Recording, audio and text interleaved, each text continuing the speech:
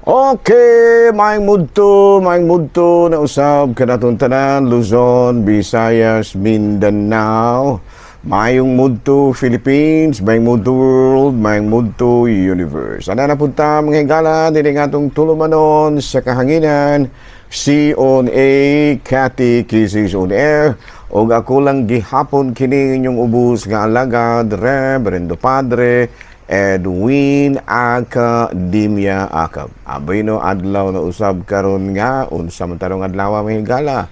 Adlaw na usab karon nga Lunes, no? Pizza utso na kini mga higala sa bulan sa unsa man tarong bulana.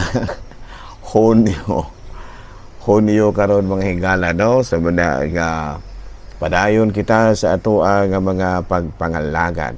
Okay, no? So muna nga ato karon nga paningkamutan gyud, no, nga ato gyung mapuy-an nga matud pa kining ato ang pagkakristohanon, no, ato ang pagka-Christian, no? Matud pa, no, Christian, no, importante kay kana, no, nga ato gyud nga masabtan, no, unsa gyud ang kahulugan sa atong pagka-Kristohanon. Okay, no? So, nga atong timbayaon mga higala o mayong mudto ang atong talahurong obispo, Bishop Julito B. Cortez, ang atong station manager, si Father Rama Ata, o ang tanan gyud mga higala nato nga mga kaigsunan, nga mga kaparian nga nangalagad sa Katolikong simbahan. Okay, no? Sabi, no? Ato nga timbayaon, of course, o akong mga classmates, no? Kumusta naman ako mga classmates, no? Si Father Masyon, kumusta na si Father Masyon? Naakaroon siya diha sa may Dawin, no? Nag-team ministry sila karon dinha, no? Dinha sa may Dawin. Dinha sa may Dawin. Ang ako po nga classmate nga kining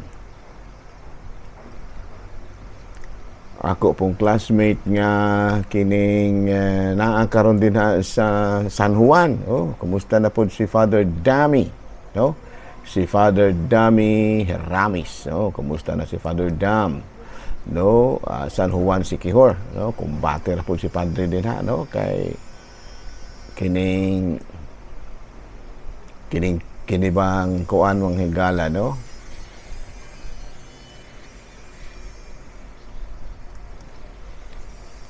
Kining ato ang pagkapari, paghigala, wala gyud may ingon nga dunay pili bisag asa may ipaabot o adto ra gyud pambino muna nga.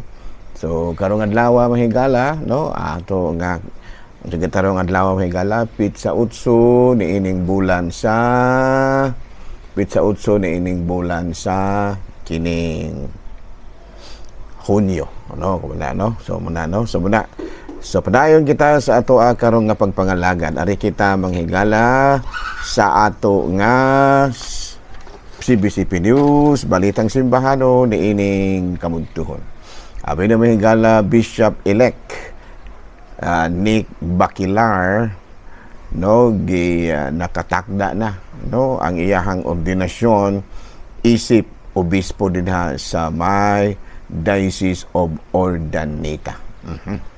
No, matud pa ang Archdiocese adto siya ordinahan sa may Archdiocesan Shrine of Our Lady of Charity dinha sa may Archdiocese of Urdaneta. Balita mga higala, ang imahe sa Our Lady of Guadalupe gikan sa Mexico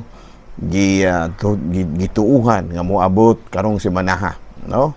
Gikan mismo sa Mexico o magpabilin dinhi ang maong imahe usag gyud kabulan unya magpilgrim mulibot kini sa nationwide pinaagi sa usa ka pilgrimage, no?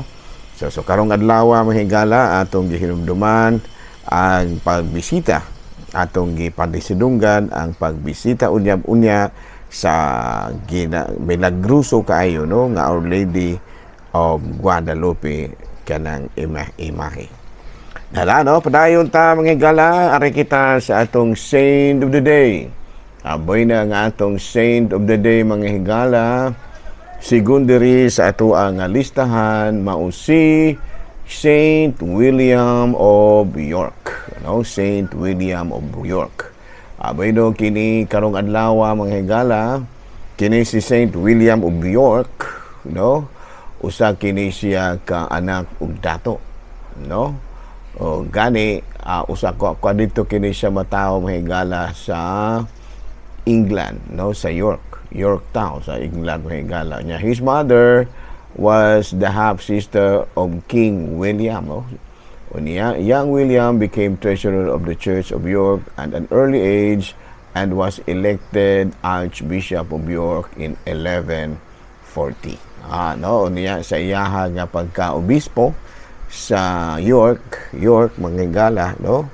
Napakita gyud niya usab ang iyahang tinuod nga mithi sa usa ka sulugoon sa Dios. So karong adlaw gihinumduman nato ang lain na pong patron sa Katolikong simbahan nga mao si Saint William of York. Okay, no? Bishop, no? Usa ka salantuson gyud kayo usab nga kining salantuson gyud usab kayo nga kining santo. Tada, no? Padayon ta mga gala sa ato nga mga buhaton ni ining kabuntuhon. Aboy, no? Ari na ta mga higala sa ato ang catechism. Pader, saman. Sampoy ato diha, no? Si Kristo ba gibunyagan man nga dako na? Nganong kita gibunyagan ta gamay pamanta, wala na kita makasunod. Abi, no, munay baruganan sa mga laing relihiyon, no, nga magpabunyag sila nga dako na. Pero angay na to nga hunaon nga lahi ang tumong sa bunyag ni Kristo ug sa tumong sa dihang gibunyagan ta. Oh, kay lahi man lagi kay kita gibunyagan ta aron nga kining mapapas ang atong mga sala. Mo manay tumong, no, aron mapapas ang atong salang panulundon. Nya kay kato si Kristo wala man toy sala, no? Kay matod pa sa kining unang sulat ni San Pedro kapitulo 2 bersikulo 21 sa 22, gitawag kamo sa Dios aron magantos kay si Kristo nagantos man tungod kaninyo ug naghatag kaninyong panig-ingnan sa inyo nga inyong sundon, wala siya'y sala o mamakak siya. No, sa ato pa si Kristo wala to bunyagi aron mapapas ang iya mga sala kay wala man to siya sala. Nagpabunyag si Kristo aron mamahimong sanglitanan nga mao'y sundo natong tanan. Nakitang tanan di ay magpabunyag yod, no? Magpabunyag yun ta. Muna, no? Kita nga magpabunyag yun ta. Nga nang magpabunyag man yun ta, no? Itong atong basahon sa buhat sa mga apostoles, kapitulo 22, versikulo 16. Busa, pagpabunyag kamo aron mahinluan kamo sa inyong sala pinaagi sa pagsangpit sa iyang ngalan. No, sa ato pa si Kristo nagpabunyag aron paghatag og pagtulunan nga kinahanglan gyud ay kitang magpabunyag. Pero kita gibunyagan kita aron mapapas ang atong mga sala. Sa ato pa dili pwede nga atong sundon ang pamaagi nga diin si Kristo nagpabunyag nga kanang ulitaw na. Kaya dili man to pagpapapa sa iyang salang panulundon tong iya. Kita, kay naaman tayo mga salang panulundon, muna nga kinahanglan gayud ay kita nga magpabunyag og sayo. Kay doon naman tayo salang panulundon. Pangutana, naabag yun tayo sala?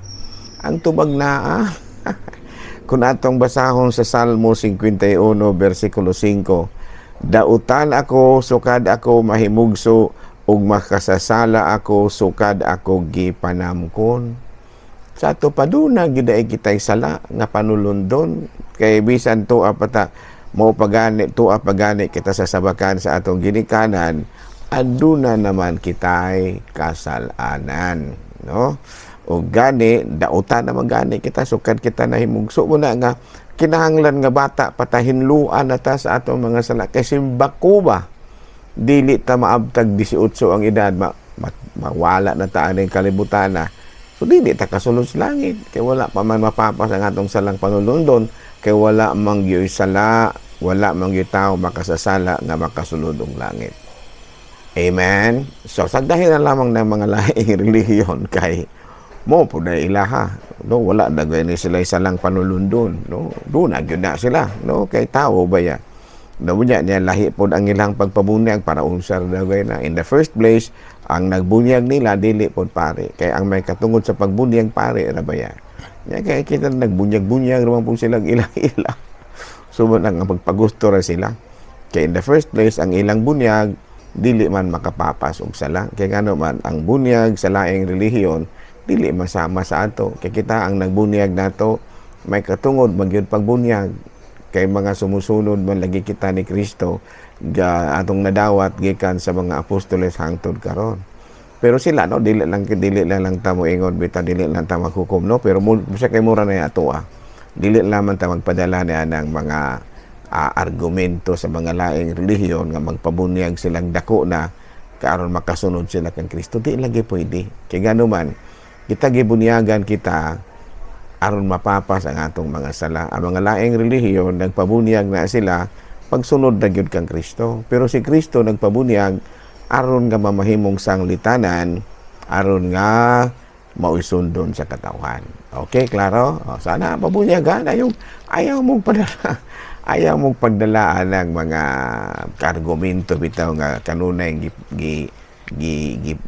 sana mao kanunay gitudlo sa mga laing relihiyon nga kita bunyagan ta dangko na aron kita mismo mo imuhukom kung magpabunyag patang sa dili. Ayaw dili na mao, kay ngano man sama ra nga gibutang nato sa kakuyaw ang atong kaugalingon ang atong mga anak kay simbako uroy ug dili na siya maabot sa kining pangidaron nga bunyagan na siya. Kita gani kinahanglan nga pila ka semana human mabunyag mataw ang bata pabunyagan magani nato dayon. Dili nato paamlan og pila ka tuig. Klaro? Nahalanos again sa atong pagtulunan karon, no? Mao kini ang atong pagtulunan karon nga kinahanglan gid ay nga pabunyagan kita nya dili nato sundon ang gitudlo sa mga laing sikta nga magpadako nga kanang maulitaw na sila para bermunyagan, kay ang tubag ni ana tungod kay ang tumong sa atong pagpabunyag dili pareho sa tumong sa pagpabunyag ni Kristo.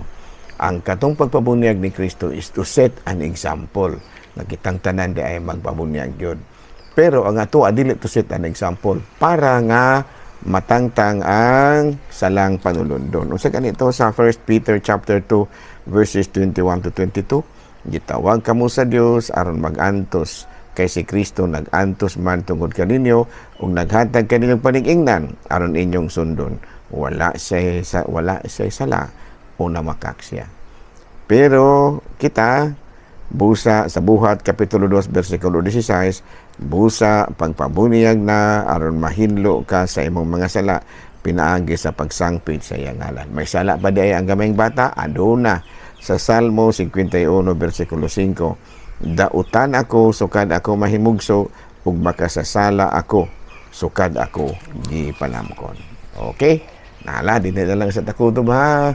Ako lang gihapon kini inyong ubos nga alagad Reverendo Padre Edwin Academia Acab, manamilit na usab kaninyo ug manalangin kaninyo ang Dios nga makagahom sa tanan, Amahan, Anak, Espiritu Santo.